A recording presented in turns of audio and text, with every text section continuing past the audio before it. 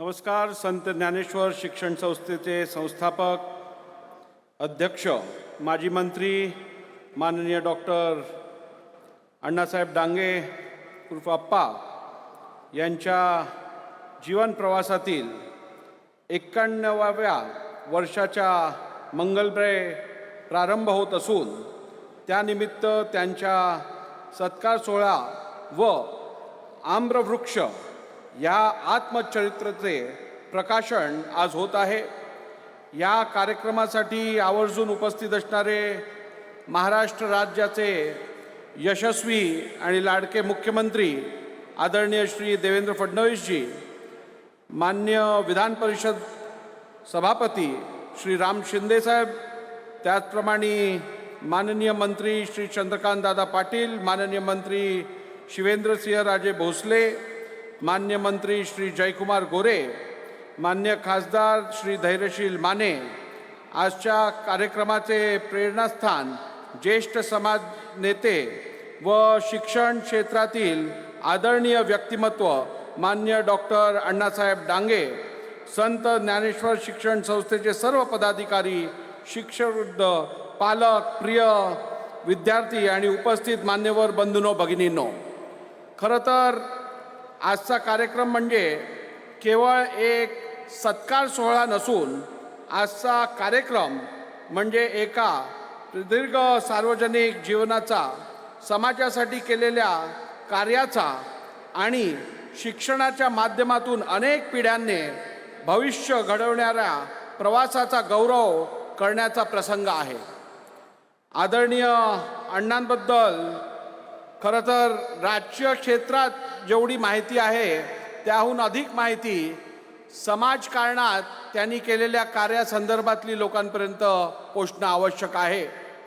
अण्णांची त्यांचा उल्लेख केला की डोळ्यासमोर अशा व्यक्तिमत्वाचं आठवण होते ज्यांनी कधीच आपल्या तत्वांची तडजोड केली नाही. स्पष्ट व्यक्ती म्हणून नेहमी ज्यांना ओळखलं जातं अशा या थोर व्यक्तिमत्वांनी आज 91व्या वर्षात पदार्पण केलेलं आहे आणि तुमच्या सगळ्यांच्या वतीने मी त्यांना परत एकदा मनापासून शुभेच्छा देतो. अण्णांचा राजकीय प्रवास आपण बघितला तर राष्ट्रीय स्वयंसेवक संघाच्या कार्यकर्त्याच्या रूपात त्यांनी आपल्या समाजकारणाला सुरुवात केली. त्यानंतर जनसंघाशी त्यांनी निगडीत राहून अत्यंत चांगलं कार्य केलं. भारतीय जनता पार्टीची स्थापना झाल्यानंतर पक्षाला वाढवण्यासाठी ज्या अनेक ज्येष्ठ नेत्यांची नावं घेतली जातात त्या ज्येष्ठ नेत्यांमध्ये अण्णांच्या नावाचा उल्लेख नेहमीच होत असतो. अशा या थोर व्यक्तिमत्वाच्या अशा सोहळ्यात मला स्वतःला उपस्थित राहण्याची संधी प्राप्त होणं माझ्या सामाजिक आणि राजकीय जीवनातली एक खूप मोठी संधी आहे असं मला वाटतं. खरं तर 1995 ते 1999 या काळात महाराष्ट्रात शिवसेना भाजप युतीचे सरकार सत्तेवर आले. त्या सरकारमध्ये अण्णासाहेबांनी कॅबिनेट मंत्री म्हणून काम केले. ग्रामविकास आणि पंचायत राज या विभागांची जबाबदारी त्यांनी सांभाळली. तसेच सांगली जिल्ह्याचे पालकमंत्री म्हणूनही त्यांनी काम केले. ही जबाबदारी केवळ प्रशासकीय स्वरूपाची नव्हती. ग्रामविकास आणि पंचायत राज म्हणजे थेट गावाशी, सामान्य माणसाशी आणि स्थानिक स्वराज्य संस्थांशी जोडलेले काम. आज या ठिकाणी आपण नुकतंच आम्रवृक्ष या पुस्तकाचे अनावरण केले आणि खरं तर मी आपल्याला मनापासून शुभेच्छा देऊ इच्छितो की आम्रवृक्ष हे आपण टायटल जे आपण निवडलेलं आहे ते खरोखरच अण्णांच्या व्यक्तिमत्वाला सूट होणारं असं हे टायटल आहे असं मला वाटतं. आम्रवृक्ष म्हणजे समाजाला आणि पुढच्या पिढीला बीज देण्याचं काम करतं, समाजाला सावली देण्याचं काम करतं आणि त्याचप्रमाणे फळं देण्याचंही काम करत असतं. अण्णांनी पण या समाजाला त्यांच्या कार्यातून फळं द्यायचं काम केलं, या समाजाला त्यांच्या कार्यातून छाया द्यायचं काम केलं आणि येणाऱ्या पिढीलाही अत्यंत चांगलं तत्वांचं बीज देण्याचंही काम हे अण्णांमार्फत झालं. आणि म्हणूनच अशा थोर व्यक्तीच्या आपण या गुणगौरव सोहळ्यासाठी उपस्थित राहून एक इतिहासात अमूल्य अशा क्षणाची आपण साक्षीदार घडत आहोत. येणाऱ्या काळात अण्णांकडनं असंच चांगलं कार्य होत राहील आणि त्याचा फायदा समाजाला मिळत राहील. आज या ठिकाणी आपण या संकुलात अनेक नवीन सोयीसुविधांचं आपण इकडे निर्मिती झाली आहे, त्याची उद्घाटनं करण्याचं कार्य पूर्ण केलेलं आहे.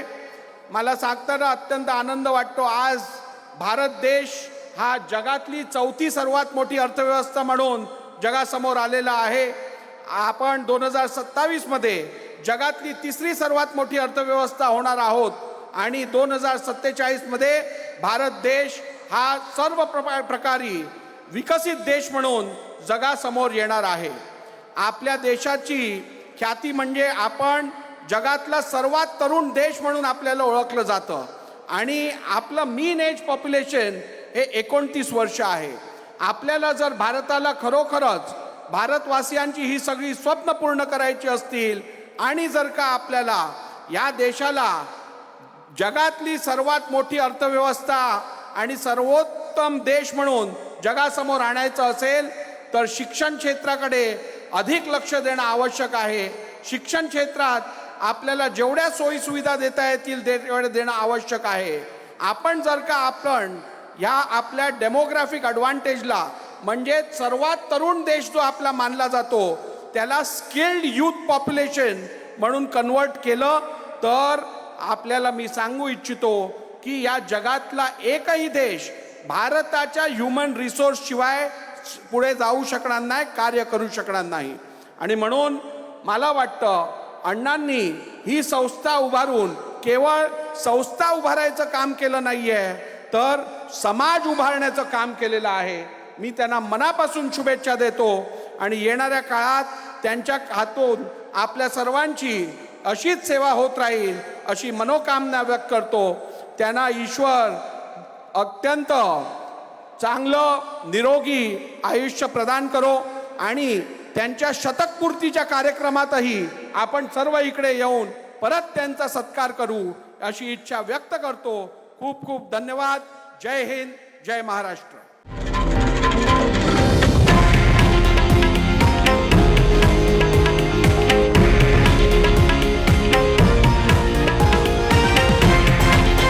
हे आहे देशातील नंबर 1 न्यूज नेटवर्क आणि आपण पाहत आहात TV9 मराठी, एकमेव.